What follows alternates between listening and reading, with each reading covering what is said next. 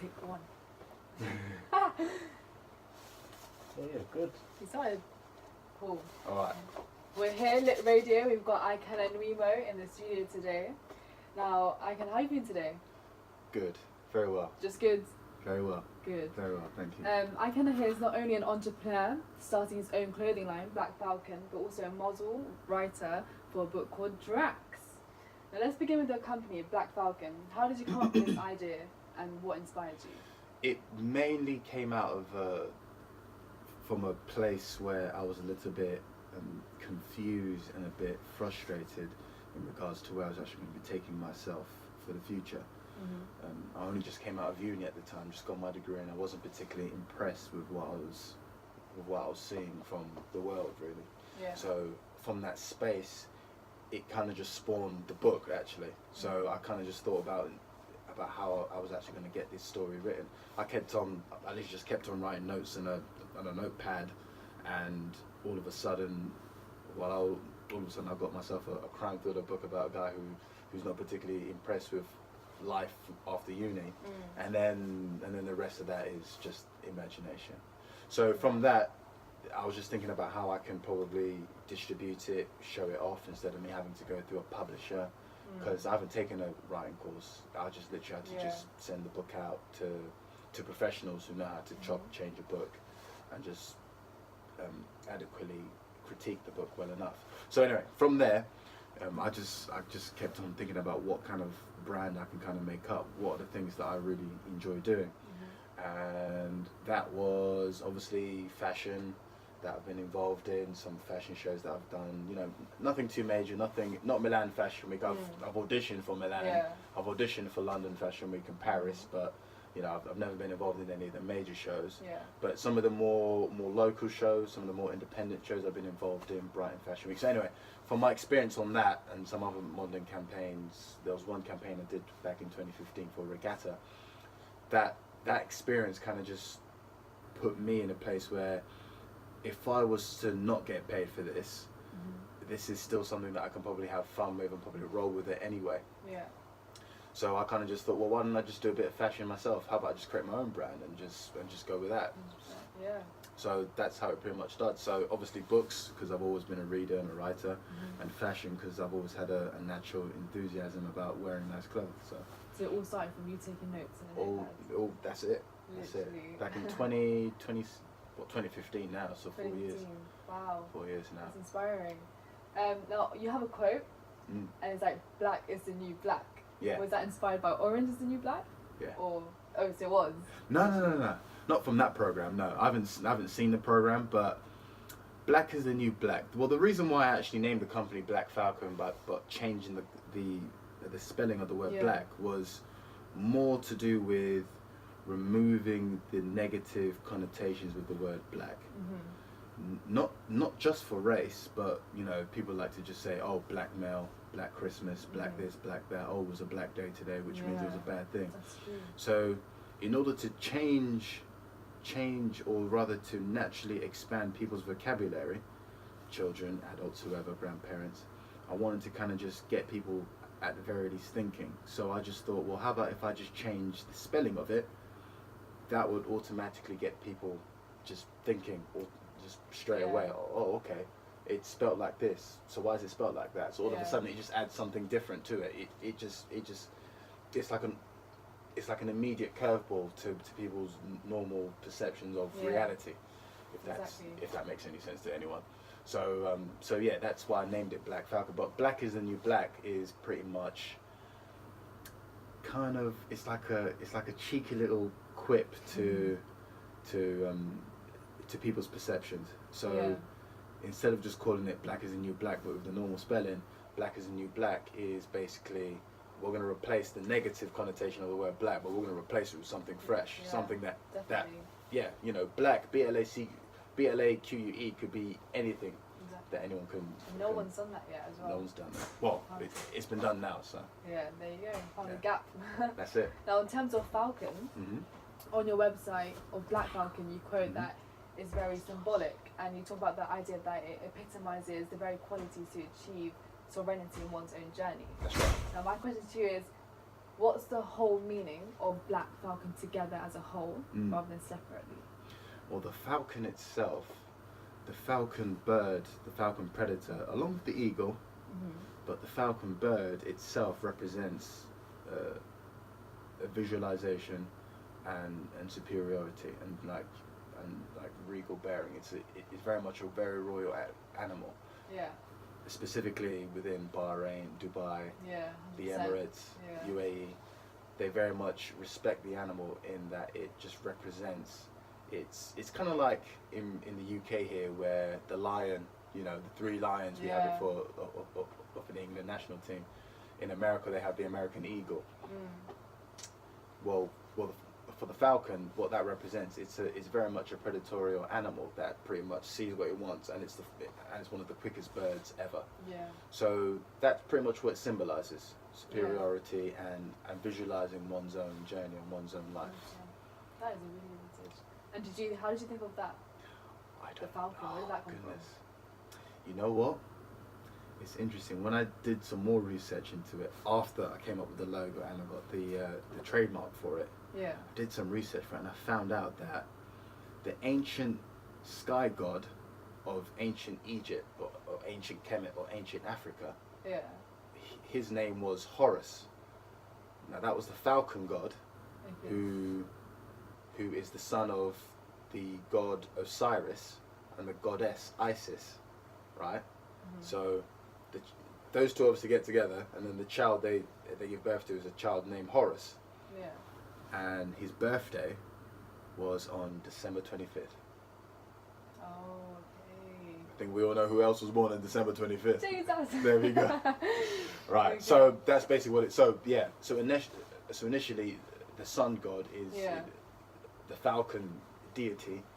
Very much symbolizes. It's very much a symbolic image. Yeah. If you go around to ancient Egyptian symbols of Horus, it actually looks exactly like the logo. Oh, really? I found this out after doing this. So whether or not there's some sort of spiritual thing behind it, or there's some sort of I don't know, some metaphysical thing, I don't know, but you know, it is what it is. It is. So now the launch of Black Falcon, you had your first pop-up store in Wolfin. Well, the launch itself, I didn't actually launch it in Wolfin. There was a small little barbecue/lunch I did all the way in South London, in Lavender Hill. There was a shop. There's actually a shop that allowed us to use their back garden, and I just invited some friends down. Really? Had a DJ down. And that's how it started. Yeah, but we did a pop-up shop in Wolfenstow, Hoe Street, How did you feel about that? What was it like? What an experience. Hard work, but I actually quit my job to do it. Really? Yeah, I quit my job to do it. Well, I didn't actually quit my job to do that. Initially it was a personal thing really to kind of leave my job at the time, but the opportunity came up to do it. So I just thought, well, whilst I'm kind of working for myself for the next few months, I can also be helping out at home as well. So yeah, but the experience itself in the shop was fantastic. It was good to kind of throw myself in the deep end and kind of see how I can sink or swim. So, but yeah, I learned from that experience that when you throw someone in an uncomfortable position, you will survive it because you have no choice but to survive it. To survive it, you know, it's like the old quote that Napoleon said years back. Obviously, you know, the moral is to the physical by 2 to 1 or 3 to 1, which means obviously when you throw people in the front lines of battle, they're going to give it 100 and 200, 3,000% because they're going to do whatever it takes to survive. You know, Sun Tzu in The Art of War called it the death ground straight. I'm just trying to listen to a history lesson. It is a history lesson. Sun Tzu in The Art of War called this the death ground. Which is the exact same thing that Napoleon said, which is the exact same thing where pretty much, I'm sure you've been in it, I mean, obviously when you're revising and you've got like one day before the test, all of a sudden the day before you're just revising all night. Literally. That's exactly it. Yeah. It's the death ground, so you're putting yourself in an uncomfortable position to kind of test yourself and see how you can get better and stronger. So you got to keep pushing yourself. That's true, 100%. And you've also written a novel called Drax. And I found that so amazing because it's self-published and it's on the biggest library on the e-commerce in Amazon. Amazon, Wow. That is a big achievement in itself. And I was doing research about the book, and it said DRAC itself is a criminal monitoring organisation. And you've definitely read the book, right? I need to read the book, but I did research on it. Yeah. What made this as your title? Oh, okay. Drax. I found out that Drax is actually a character in the Marvel universe. There's a character in the Guardians of the Galaxy called Drax. Oh, okay. Right. So, but it wasn't from him. I'm an Arsenal fan. Hey, Gunners. Yeah, I'm an Arsenal fan. Definitely. So there's one particular player who Arsenal have been consistently linked to, even before I even started Black Falcon, and his name is Julian Drexler, and the name just stuck with me. Julian Drexler. That sounds like a bad guy's name. Drexler. Like, It's a tongue twister. Yeah. Where does that name Julian Drexler come from? Yeah. Just the name Drexler. So the name just stuck with me, Drexler, and then basically, and then it ended up becoming. I don't want to give the book away, but it ended up becoming the title of the book. Mm-hmm. Drax itself, to kind of give you some background, Drax itself is an organization. Yeah. Of a particular kind. So yeah, you have let's to. Let's not reveal too much. Yeah. Let the book speak for itself. You say that the story stems from your personal experiences growing up. In what way does that? I've said this to everyone. Only 20% of the book is partly me. Okay. Yeah, the rest of it is just my imagination. But if you read the book, you can probably guess which part might be me. Some of it might be something else. So I'll let people decide that. How do you know it's you when people don't know you? Well, okay. Well, obviously, I came out of uni just like the main character, Luke. Yeah. And I was questioning things as well, a bit frustrated about what was going to be happening, what's supposed to be happening. So that's the me part, but everything else was I kind of just put all sorts of different things on him. So he's got a great girlfriend, he's got a car, he's got such a great social life. He went Marbella last summer, all this stuff. So that's the stuff that I added on, and then I put some events in there that would entertain some people and some tragedy as well. So yeah, and then there's the other storyline to it. So it's a complex story, but it all comes together in the end. So. 100%. So how would you describe your book in one word? Oh, you got me on that one. Put you on the spot. You know what? Engaging. That's the main critique, if I can call it critique. That's the main response I've got from people. The two reviews that I've seen on Amazon. It's only 2 reviews, but the reviews that I've got from Amazon and other people who have read it, among 1 or 2 people who are around me, they tell me that the book is just engaging, and the ending is where it pretty much, people particularly like the ending of the book, because usually what I don't like when I read books or when I watch films are plot holes. It's like, after when you watch a good film, it's like, okay, but what happened to this guy who jumps off the cliff back there? What's going to happen to him? You know what I mean? So at the end, the ending, everything just ties together, and I think that's the icing on the cake. The ending. It's like in music class. I remember when I was practicing piano. My music teacher used to always tell me, you have to make sure that you start well and end well. It doesn't really matter what happens in the middle. Just make sure that you start That's good. what people remember the most. Right. Exactly. Yeah. Oh, right. So the book starts. Oh, okay, cool. Okay. Oh, so that's what's gonna. Oh, cool. I get it now. That was fun. So yeah. Speaking of Mum, what was Mum's first reaction? Mum's first reaction was it was a very well. See, look, you have to be real careful when family critique you, because obviously Mum's mum, so you have to be real careful there. But I asked her about certain characters, and I can tell it was a genuine critique, because I know there was certain characters that I know that she wouldn't like directly. So, but no, her favorite character is the police officer, because he's very much like the hero, but he's not the only hero. Okay. Right. So let's leave it at that. On the other side to your book, you've done a lot of modelling, right? A lot of run walks, catways, and designers like Kwame Quarantine. Which one did you enjoy the most? Because you've got others like you did the Labels Fashion Show, Brighton Fashion Week, and Toyota Woodford. So which one did you enjoy the most and why? Ooh, okay. What, the fashion shows? All of them. Anything that you modelled. Yeah, okay. Catwalks, runways.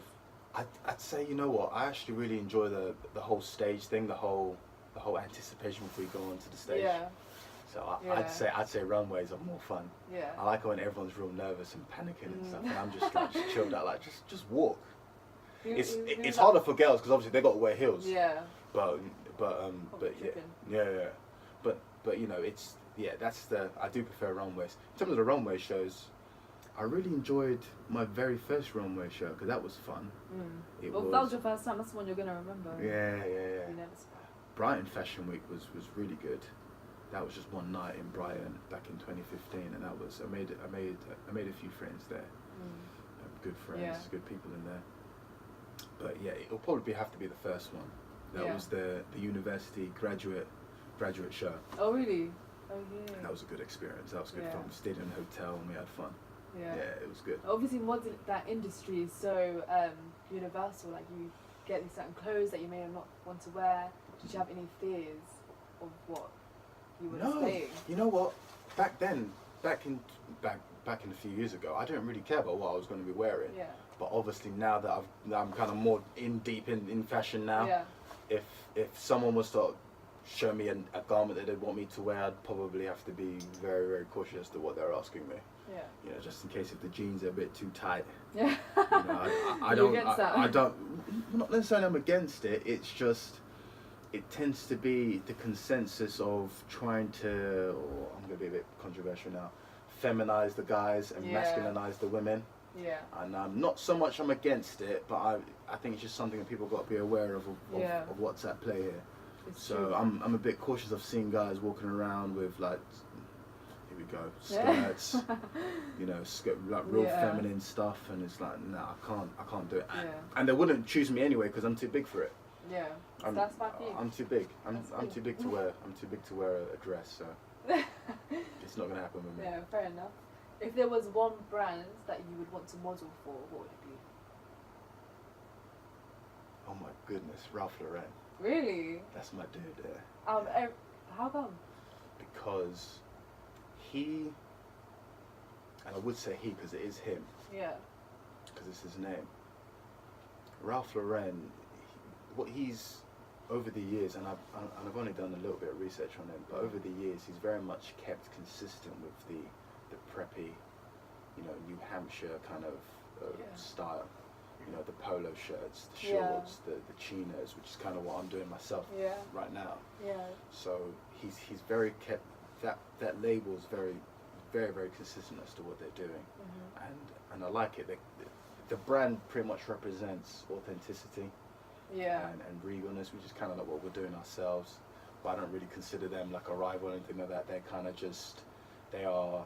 Ralph Lauren to me are kind of like a benchmark for Black Falcon. That's just something, you know, if you're going to use something as your benchmark, might as well make it something that's way out of this world that people, if you were to say to someone now, oh look, I want to be the next Ralph Lauren, and people should be laughing at you when you say that, then you know you're doing the right thing. Yeah. Because then at least, even if you fail a million times, you're going to at least say, well, hey, you know. Yeah, exactly. You know, I'm reaching for the stars at least. That's the mindset that everyone should have. Yeah, so yeah, Ralph Lauren, that's, if I had the chance to wear his stuff, that would be fantastic, Yeah.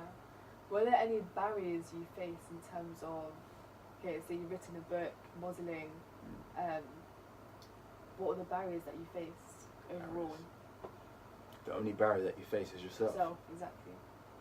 Yeah, you would say it's yourself. When I'm a bit skeptical when people say things about haters and people talking and retweeting. It's just, if you want that to distract you, then you will allow that stuff to distract you. If you don't allow all that petty stuff to distract you, it won't distract you. 100%. The battle with yourself is essentially more to do with being patient with yourself, to understand that not everything's going to be done tomorrow. It's true. And you have to have some sort of image as to what everything's going to be in 2 years' time, 5 years' time, 10 years' time. Exactly. I thought this 2 years ago. I thought exactly. I thought that 3 years ago. Wow. You see, And look where you are now. It all takes time. as long as you keep focused on that vision, eventually it's gonna come. That is literally everything I preach as well. It will come. It's gonna happen. It will 100%. happen. Like when I first thought about doing a clothing brand, I thought about, oh, you mean to tell me that I'll be seen as a fashion designer at some stage? Exactly. Well, this shit, that's gonna happen now in 2018. So, you know. I feel like if you see the vision with your eyes open and closed, Yeah. then it's possible. Well, it's the universal principle. It's nothing. There's no secret behind that though. That's just all cause and effect. You know, why does a tree grow? It just does. It does, yeah. Why does the sun shine? It just does. Yeah. You know. Why do you know? But human beings have the ability to kind of just change things like that, based upon what you're thinking. 100%. So, which you're obviously an entrepreneur because you have sparked off this whole business of yourself and written a book with no help as well. What would your message be to all the young entrepreneurs out there in terms of reaching their vision and where they want to be? Stick to yourself. Stick to yourself. Yeah. When I was growing up, or when I was your age, when the only people who I saw that kind of got to me straight away were just athletes and musicians and actors. Yeah. And that's actually nothing wrong to do it, because it's nothing wrong being an athlete, looking after your body. There's nothing wrong being an actor, expressing yourself on screen or on stage. There's nothing wrong being an MC or a DJ or anything like that, because you're expressing yourself through the music, through the lyrics. It's good stuff. But that's not the only thing that's out there. You can also write a book. You can also start this. You can also, especially in this day and age with all this technology that's out there, you can do it. There's no excuses.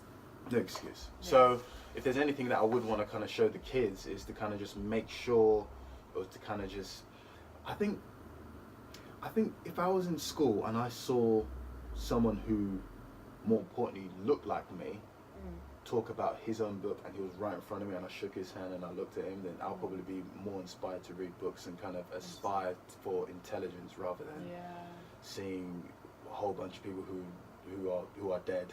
Shakespeare's been dead for how long? Lord of the Flies. I mean, how many years has William Golding been dead? Yeah. Great writers, fantastic, but even Stephen Hawking. Stephen Hawking. Well, yeah, that's that's something else. But still, but yeah, it's instead of kind of just inspiring kids about dead people, how about children kind of get inspired about people who are still alive and kind of are present and are still waking up in the morning and just getting on with it. That's true. J.K. Rowling is a good example. 100%. She's great. She was a big influence to a lot of children back in at a young age as well. even now, really, with the movies. J.K. Rowling. Yeah, Roald Dahl. Oh goodness, Roald Dahl back in the day. He was the one. Fantastic. Mr. Fox is my favourite. Mr. Fox, you remember that? Yeah, it's true. It's true. Back in the day, yeah. How would you describe yourself in 3 words? Woo! It's all about like when you ask people these questions and they're just like, they don't really get asked that question that often. So it's about self-esteem, self-love, and all of that. Well, how do you describe yourself? Gregarious. That means someone who's like interested in everything. Yeah. Very much a reader. Reader. That's the same thing as gregarious. Gregarious. Creative, definitely. Yeah. Because I know I definitely look at things in a different way than most people. Definitely. So that's 2. What's the last one? I can just say something egotistical like charming and stuff, but it'd be just too corny. Say it. Be real. Be real. Open, because I'm very happy to kind of just have a conversation with people if they want to have a good, intelligent conversation like that. Clearly. Yeah, I think being open-minded is so important because it doesn't restrict you in what you have to learn about or what you want to do. But one thing I did find out about you were an extra with Tyrion Lannister for an Arsenal, was it, campaign? Arsenal, Oh, yeah, no. It wasn't for Arsenal, it was for Guinness. For Guinness, okay. Yeah. How was that? Yeah, that was... Because you're obviously an Arsenal fan. Yeah. And so am I. Yeah. Exactly. And I grew up watching that guy. And he's a legend. And I grew up watching that guy as well. Yeah. The whole shoot experience was like, it was weird. What it was, I don't want to go too much into this because obviously not, but it was just I was the extra behind him, but he was doing the video before we were doing the extra. So we would just stand just by the green room. Yeah. So we would just stand just by the green room and watch him just by the thing. And I was just like, snap, that's him right there. And then afterwards, after lunch and that, everyone we kind of just positioned ourselves, and I was told that I would be the guy who'd be sat right behind him. So I was kind of like, okay. Maybe I can take myself. He's not that much taller than me. He's like. Is he not? No. I know he's about 6'2", and I'm about 6'1", so it was kind of like, okay, yeah, you cool, yeah. Yeah. You know what I'm saying? Did you talk to him? No. Okay. He's obviously to him it's all professional. Yeah, it's a job yeah, to him. 100%. So obviously he's got to go there, get paid, and go home. Not so for himself, you know. that's all it is. Okay. But no, he was cool. I saw, because I wanted to go home at the time. I saw him take pictures with everyone else. So it was cool. It was good for the experience. We're all legends. Yeah. Well, I had more questions. Yeah. But I think I'm going to save that for the Part 2 next then. interview. So watch out for part 2, and I'll also talk about other stuff. But thanks for joining us today. Yeah, thank you. And check out his book, Drax, Black Falcon. Website, Instagram is blackfalcon.co.uk. .co.uk. Yeah, Thank you. Cheers, guys.